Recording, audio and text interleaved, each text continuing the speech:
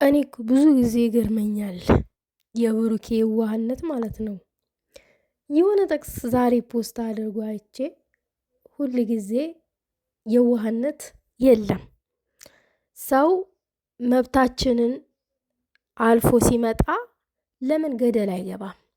አይደለም በንግግር ይቅርና በዱላም በተቻለን መጠን ማስከፋት በምንችለው መጠን ማስከፋት እንችላለን። ካለብን ግዴታ ከሆነ ማለት ነው። ሰላም ጤና ይስጥልኝ ውዶቼ፣ ሰላማችሁ ይብዛልኝ በያላችሁበት። እንግዲህ ይህን ሰሞን በጣም አስጨናቂ ሁኔታ ላይ ነው ያለ ነው። ሁላችሁም ጨረቃ ፋሚሊዎች የተወዘጋገበ ነገር ላይ ነው ያለ ነው። ነገር ግን ደግሞ ብሩኬ የሆነ ነገር ፖስት አድርጎ አይቼ ዛሬ ስቶሪ ላይ በጣም ነው የተገረምኩትኝ በሱ ማለት ነው።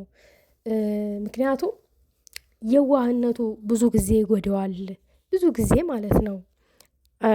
ሰዎች እንዲጠቀሙብን እድል መስጠት የለብንም። ብሩኬ በየዋህነቱ ጎኑ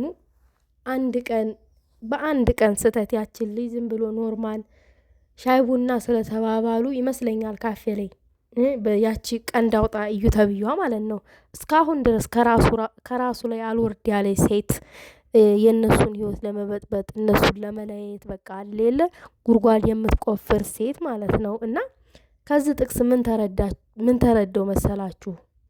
እነሱን ላለማስከፋት ዝምታን ብንመርጥ ራሳቸውን እንደተበዳይ ያያሉ ምናምን ነው የሚለው ጥቅሱ። ግን ለምን ዝምታን መምረጥ እኮ አንዳንድ ጊዜ ራሳችንን መጉዳት ነው። ብሩኬ ዝምታውን ስለመረጠ ነው እስከ ዛሬ ይቺ ሴት አናቱ ላይ ቅቤ የቀቀለችው እንጂ ቆፍጠንጠን ብሎ ጥግ ባያስዛት ኖሮ እንደዛ ትጨመላለቅም ነበረ። አንደኛ ለሴት ልጅ ክብር ስላለው በቃ ምንጊዜም ቢሆን ወንድ ልጅ ሴት ልጅ አከበረ ነው። የሆነ ወንድ ልጅ በተፈጥሮ ለሴት ልጅ የሚሰጣት ቦታ አለ፣ አንዳንድ ወንዶች ማለት ነው። ያንን ቦታ በፍጹም መልቀቅ የማይፈልጉ ሰዎች አሉ። ያንን ስነ ምግባራቸው ማበላሸት የማይፈልጉ ወንዶች አሉ። ብሩኬንም በዛ ውስጥ ነው የሳልኩትኝ።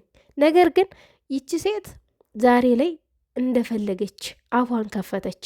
ባልወለደው ባላደረገው ከየት እንዳመጣችው እንኳን ባልታወቀ ነገር ጭራሽ ልጅህን በመጀመሪያ ሳታይ እንዴት ለዲኤን ምርመራ ትጠራኛለህ ብላ ነው አካኪ ዘራፍ ያለችው።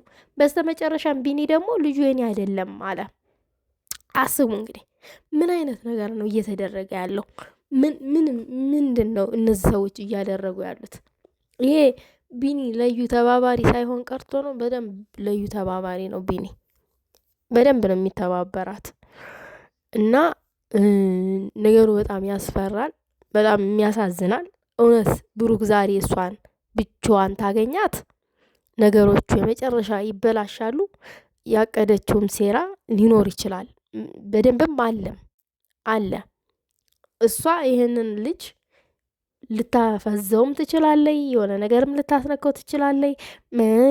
የእሱንም ጠጉር ፈልጋ ወስዳ በቃ እሷ የፈለግከውን ነገር ሰጣለሁ አይደል ያለችው።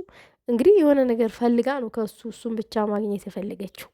እሱ ባላየበት መልኩ እሱ ሳያይ የሆነ ሸውደው ምናምን የሆነ ነገር ለማድረግ ፈልጋ ነው ይሄን ነገር አለባብሳ ማለት ነው። እንግዲህ ይቺ ልጅ የእሱና ስትባል በቃ አስራ ለመያዝ ብሩኬን ሁለቱን ለመለየት በቃ ብሩኬንና ሀይሚ የመጨረሻ ለመለየት ሀይሚ እምነት እንድታጣ የመጨረሻ እምነት እንድታጣ ከሱ እንድትርቅ ምናምን የተደረገ ነገር ነው።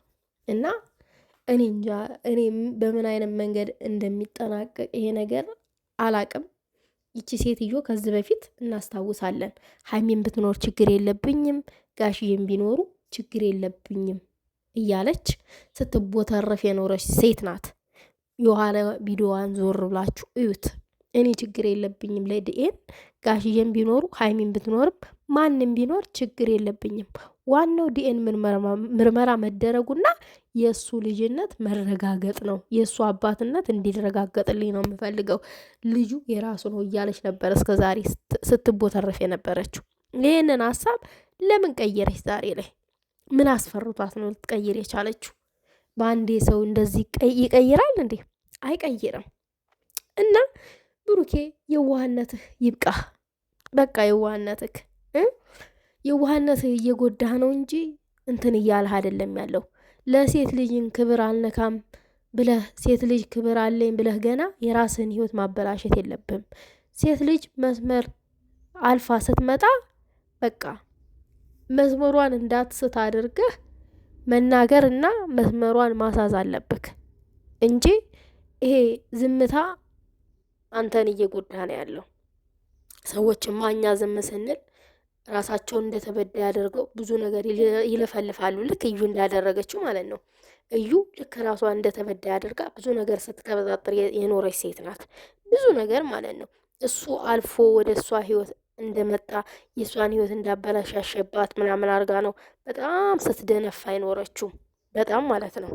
እና እባክህ ብሩኬ